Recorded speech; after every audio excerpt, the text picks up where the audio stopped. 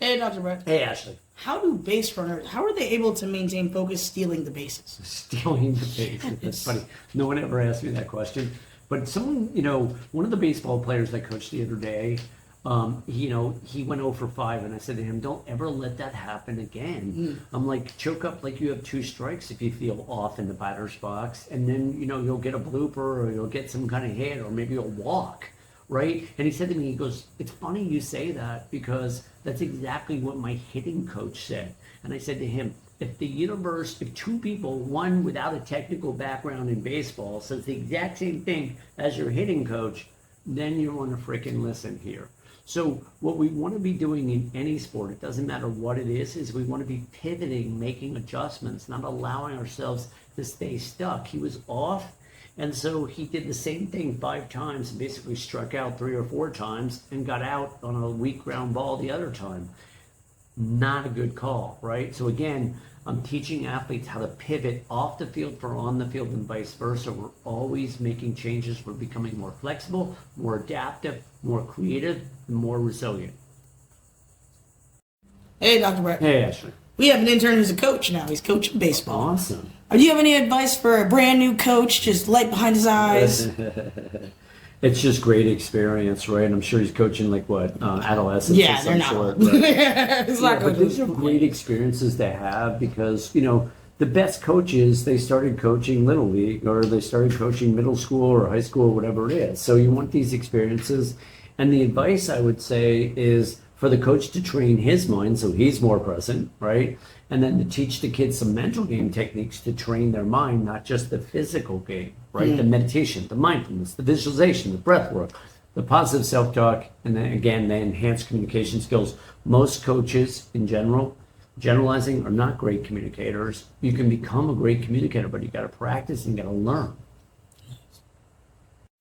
Hey, Dr. Brett. Hey, Ashley. I'm shooting 3-pointers. I'm shooting in the paint. I'm going hard in the paint.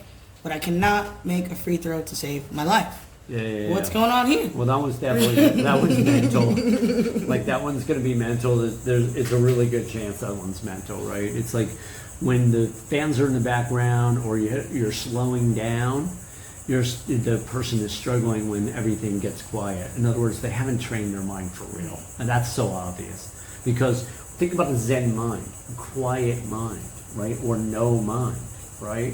In other words, their mind is active when the game slows down. When you're at the free throw line, I remember in high school, we had no size. We played freshman basketball, and that was it because we just had no height. And, I remember having no height. But the last 2 minutes, the coaches would put in all the fucking bench players and stuff, right? So one time, at the end of the game, they put the twins in, my twin brother and I, and we'd hack everybody up because we had on the bench the whole game, right? Because we had no size, but we were good. Anyway, I got fouled once. I went to the free throw line and hit 2 swishers, and the coach talked about it for months. It didn't even hit they were perfect free throws, right? I got my chance. I made the 2, right? And the coach was like, because when you have your opportunities, right? Now, why did that happen? We were always been pretty clutch athletes, my twin and I. But part of it is practice, right? And then, of course, back then I didn't actively train my mind. I just had some clutch ability. Now I actually train my freaking mind. So train your mind. Perfect. Hey, Dr. Brett. Hey, Ashley. What do I do if I'm getting the yips in the middle of a game, though? I'm playing well the first quarter. Now, or the first half. The second half, I'm in my head. Breathe. Okay. I'm always teaching everybody to use the breath, right? Especially because, not just because the breath is free, but it's also because it's so effective, right? If you're in a situation where you're on the field already, you're not going to be able to meditate while you're in the middle of the game, right? Unless you're changing over between games or something in tennis or something, right? Or you're on the sideline, right? On the sideline, you can go into a meditative state if you practice enough.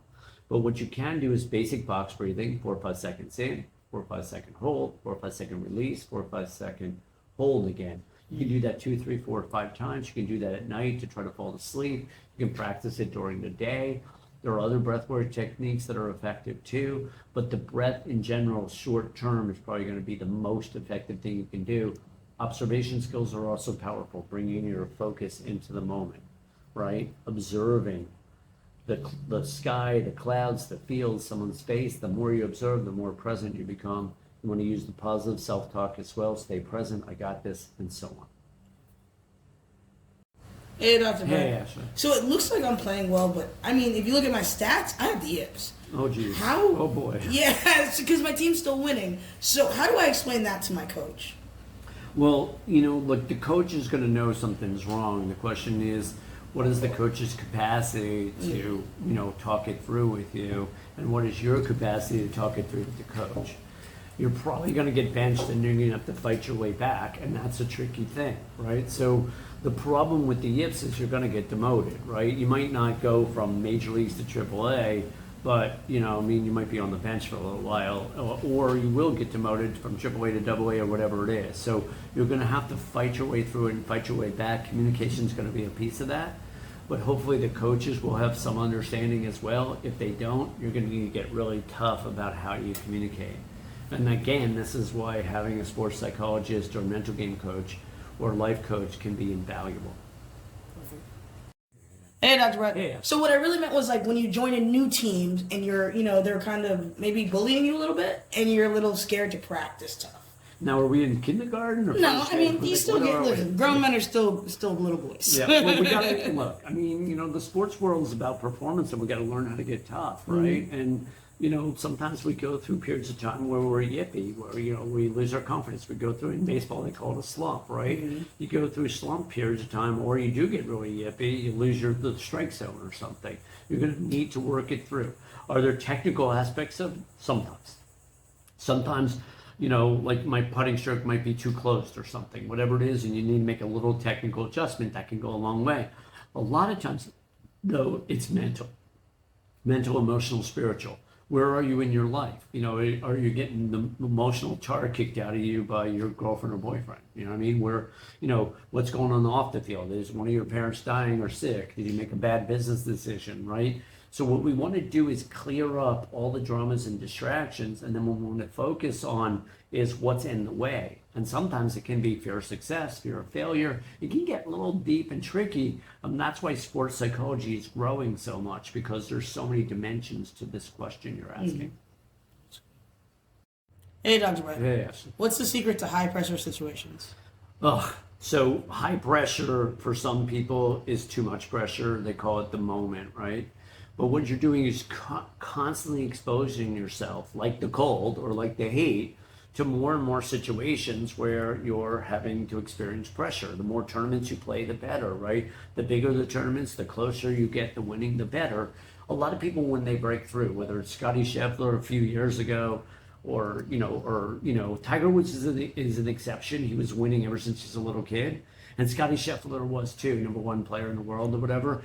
But a lot of times when they get to the PGA Tour or pro tennis circuit or whatever it is, they get close a number of times before they finally break through. So we're constantly exposing ourselves to more and more competition, more intense competition, and we're learning how to win, how to thrive under extreme pressure or duress. The Navy SEALs do this shit too, constant exposure. Hey, Dr. Brett. Hey, Ashley. Is there such thing as an unshakable confidence?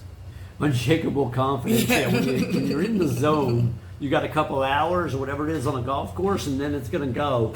I mean, there are times I have played all full rounds in the zone, but it's pretty rare. And there are golfers that shoot 59 or 60 or 61 or 62, and they're in the zone pretty much the whole time.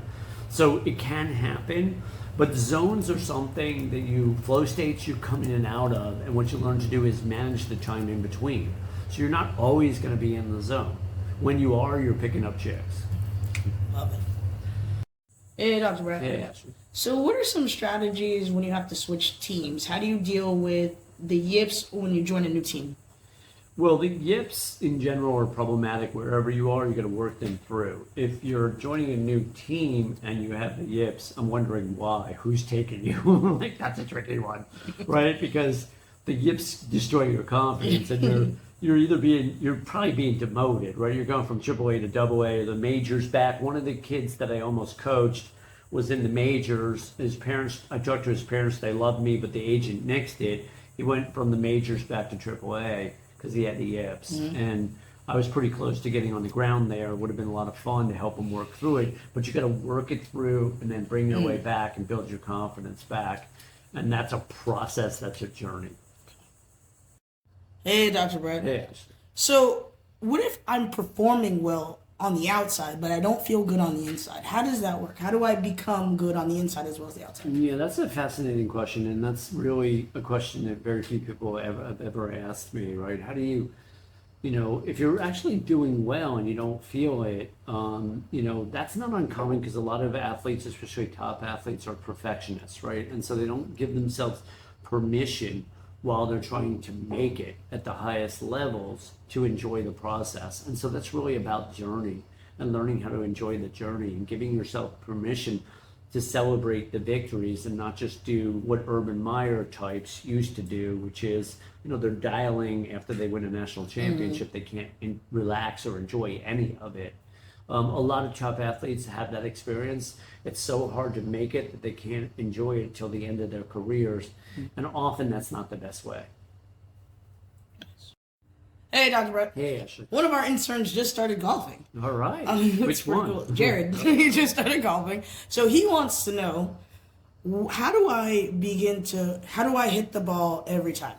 I mean, 3 out of 10 makes you a top major leaguer, right? Because think about it.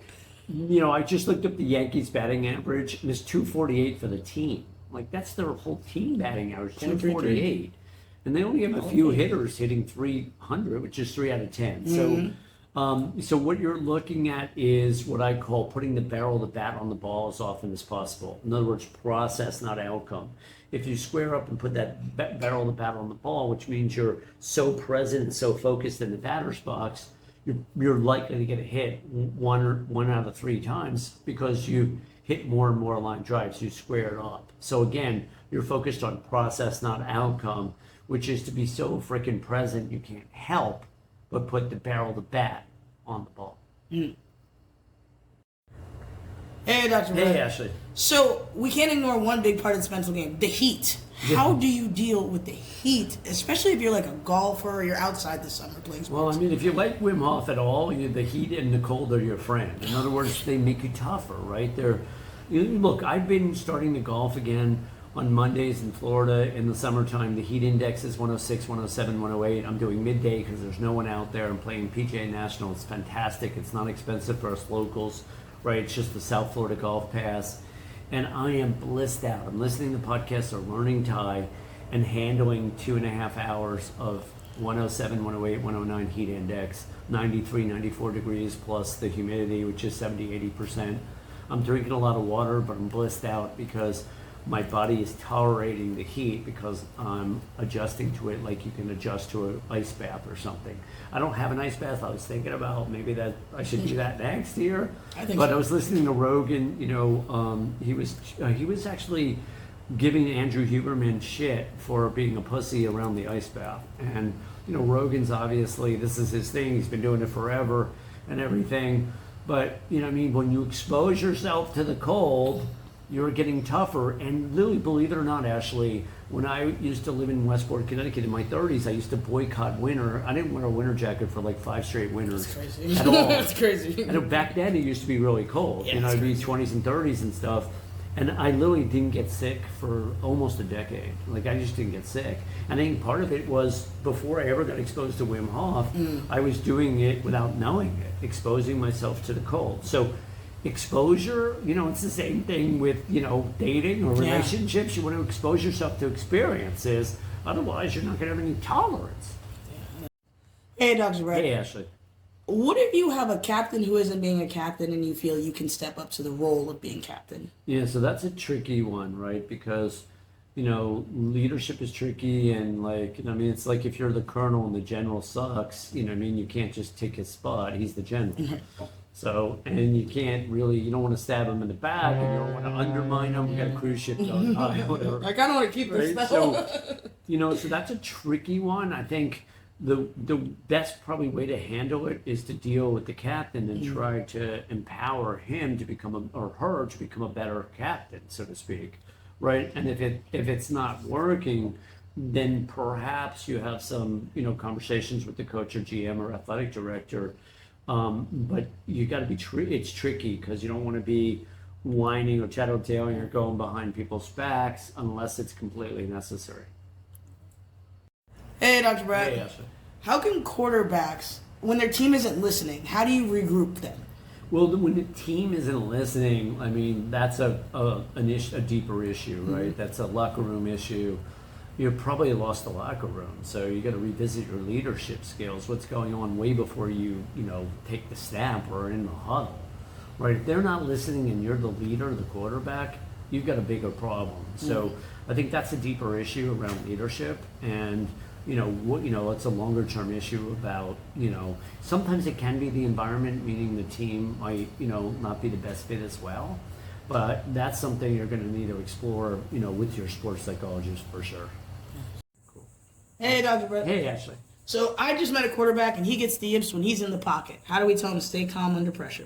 Okay, well, we don't, anybody can say stay calm under pressure, right? The process is about teaching the calmness off the field or on the field and vice versa.